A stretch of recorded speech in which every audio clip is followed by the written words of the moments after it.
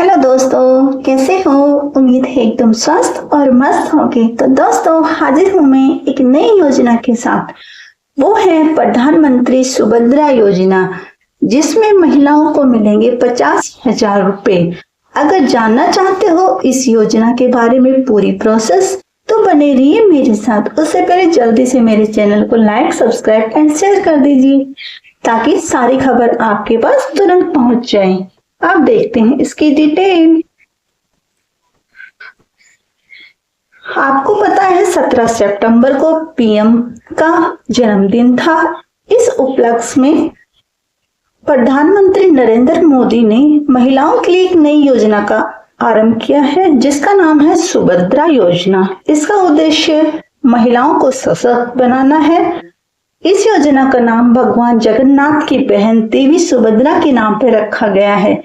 यह योजना 21 से 60 वर्ष की आयु की 1 करोड़ से ज्यादा महिलाओं को सहायता देने के लिए बनाई गई है।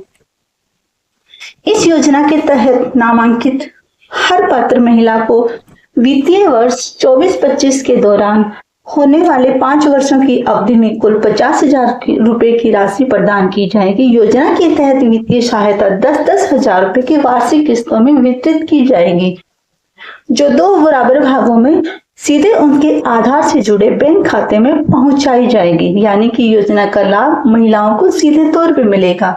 तो इसके लिए क्या जरूरी है? आपका आधार बैंक खाते से जुड़ा हो। तो जिसका भी आधार बैंक खाते से नहीं जुड़ा है, वो जुड़वा ले। इस राशि का 2 बार ट्रांसफर किया जाएगा।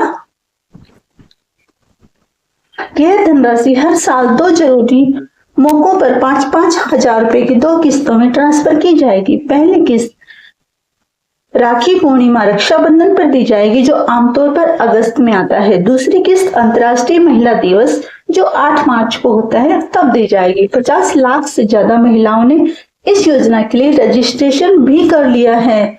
तो फटाफट आप भी कर लीजिए। इस योजना के लिए फटाफट रजिस्ट्रेशन कर लीजिए। रजिस्ट्रेशन 1 सितंबर से शुरू हो चुकी है। सुभद्रा योजना विधानसभा और संसदीय चुनाव से पहले भारतीय जनता पार्टी की चुनाव पूर्ण प्रतिबद्धता थी। इस प्रकार काम करेगा प्रोजेक्ट। सुभद्रा योजना के लिए रजिस्ट्रेशन 1 सितंबर से शुरू हुआ है, जो महिलाओं के लिए नकद सहायता योजना की शुरुआत है। इस योजना के तहत मौद्रिक सहायता सीधे महिलाओं को उसके खाते में, बैंक खाते में ट्रांसफर की जाती है।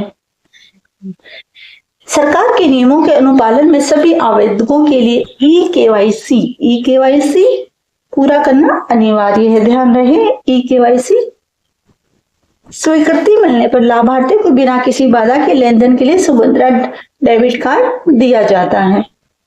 आप जानना जरूर चाहेंगे कौन ले सकता है इसका फायदा, तो देखते हैं। इसके लिए हर ग्राम पंचायत और शहरी स्थानीय निकाय क्षेत्र में सबसे ज्यादा डिजिटल लेनदेन करने वाले शीर्ष 100 लाभार्थियों को 500 रुपए की सहायक प्रोत्साहन राशि दी जाएगी। अगर इस योजना के लिए पात्रता की बात करें, तो आर्थिक रूप से संपन्न पृष्ठभूमि से आने वाली महिलाओं, जैसे कि संपन्न परिवार, सरकारी कर्मचारी और आय कर देने वाले इस योजना के पात्र नहीं होंगे। इसके साथ ही जो महिलाएं पहले से किसी अन्य सरकारी पहल के अनुसार 1500 रुपए प्रति महीना या इससे ज्यादा की राशि प्राप्त कर रही हैं, वे भी इस योजना के लिए पात्र नहीं होंगी।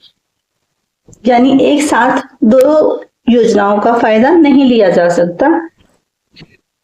तो जो किसी भी योजना का फायदा नहीं ले रही हैं, ये योजना उनके लिए है। अब आपको मैं बता दूं ये कब तक रजिस्ट्रेशन होना चाहिए। इस योजना के तहत पंजीकरण तब तक खुला रहेगा जब तक सभी पात्र लाभार्थियों का नामांकन नहीं हो जाता। प्रक्रिया पूरी होने की कोई समय सीमा नहीं है।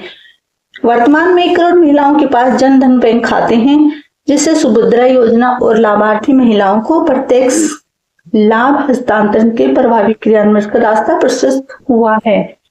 यानी कि जिनने भी जनधन खाते बनवा रखे हैं, उसमें ये पेमेंट आएगी।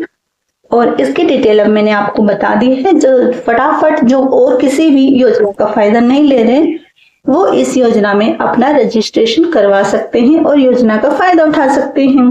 तो इसमें मिलेंगे महिलाओं को 50,000 रुपए।